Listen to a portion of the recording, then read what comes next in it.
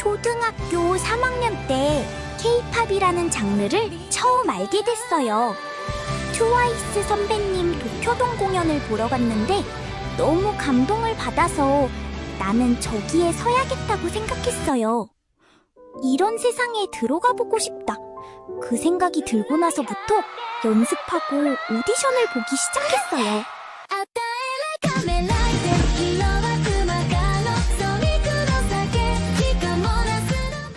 중학교 1학년 때 방과 후 설렘 소식을 듣고 신청했어요. 일본 멤버로는 처음으로 참가하게 됐고요. 꼭 한국까지 가야겠어? 학교는 어쩌고 아직 어린데 혼자서. 만으로 18까지 데뷔하지 못하면 포기하고 돌아올게요. 그렇게 나를 가둬둬야 더 열심히 할 수 있으니까. 해봐. 그 한마디로 한 사람의 시간이 시작됐습니다. 그 무대에 서기까지 한 사람의 5년이 있었습니다. 아이는 처음 온 나라에서 혼자 생활을 시작합니다. 연습실에서도 오디션장에서도 늘 혼자인 외국인 아이였습니다. 홀로 타지 생활을 하면서 힘든 점이 많았어요. 그리고 카메라 앞에 섭니다.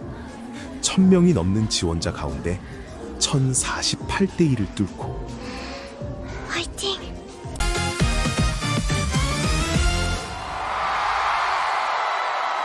첫 무대에서 만점을 받았습니다. 저는 미나미 친구가 전소연 선생님은 사전 영상 속 노래를 두고 목소리가 매력적이라며 녹음을 받아보고 싶다고 했습니다. 너무 매력적이더라고요. 아, 진짜 이 친구 뭔가 녹음을 받아보고 싶다.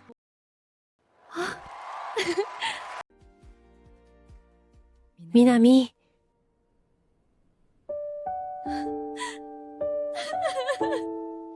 韓国に行ってからもう半年だね。遠くて会えないけど毎日成長していくあなたをいつも応援してるよ。どこにいても南らしく元気に明るくね。 미나미의 생애 첫 1호 팬은 바다 건너의 어머니였습니다. 가장 빛나던 시간에도 아이는 집이 그리웠습니다. 그리고 그 무대는 아이를 데뷔까지 데려다주지 못했습니다. 방과 후 설렘이 끝나고 한 회사에서 데뷔가 정해집니다. 탈락의 아쉬움을 뒤로하고 드디어 길이 열리는 것 같았습니다. 그런데 그 데뷔가 무산됩니다. 원래 데뷔가 결정났었는데 그게 무산되고 다시 일본으로 돌아왔어요. 만으로 18까지 데뷔하지 못하면 포기하고 돌아올게요. 진짜 다시 일부터 시작해야 된다는 생각에 너무 막막했어요. 스스로 정해둔 시간은 줄어드는데 다시 맨 처음으로 돌아와 있었습니다. 갑자기 카카오톡 알림이 띵 오는 거예요. 이주헌 이렇게 적혀 있었어요. 회사를 아예 모르니까 일단 말씀만 한번 나눠보고 아닌 것 같으면 죄송하다고 하려고 했어요. 대표님이 직접 일본까지 와서 학교는 졸업까지 시켜주겠다고 하셨어요. 이렇게까지 바다를 건너서 와주시고 제 상황을 이해해주는 게 진심으로 느껴졌어요. 그래서 그 자리에서 바로 계약했어요. 데뷔는 했지만 그게 곧 빛은 아니었습니다. 음악방송에, 예능에, 유튜브 콘텐츠에 닿을 수 있는 곳이면 어디든 미나미는 쉬지 않고 섰습니다. 무대가 끝나면 늦은 밤 휴대폰을 켜고 유튜브에서 장시간 라이브를 자주 했습니다. 1시간이 2시간이 되고 새벽을 넘기는 날도 많았습니다. 그래도 아직 봐주는 사람은 많지 않았습니다. 그리고 데뷔 후 첫 팬사인회.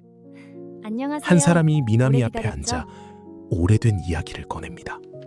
방과 후 설렘 때부터 진짜 아무도 저를 모를 때 저를 찾고 보러 와주셨던 분이 제가 데뷔하고 첫 팬사인회에 와주신 거예요.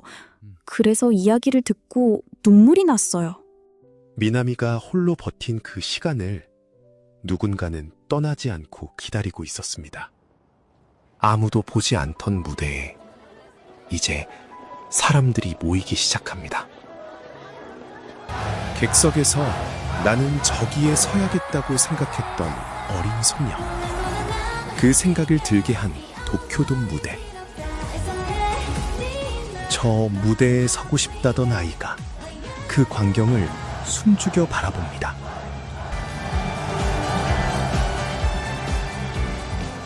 혼자 그 꿈을 적던 아이가 이제 무대 한가운데에 서 있습니다.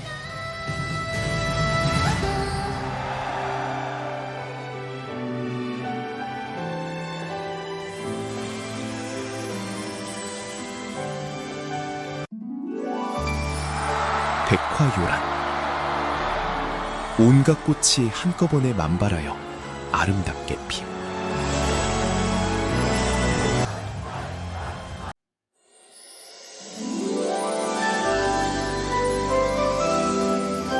미나미가 본가에서 리센네의 미래를 염원하며 썼던 글입니다. 객석의 그 아이가 자기 미래를 마주합니다.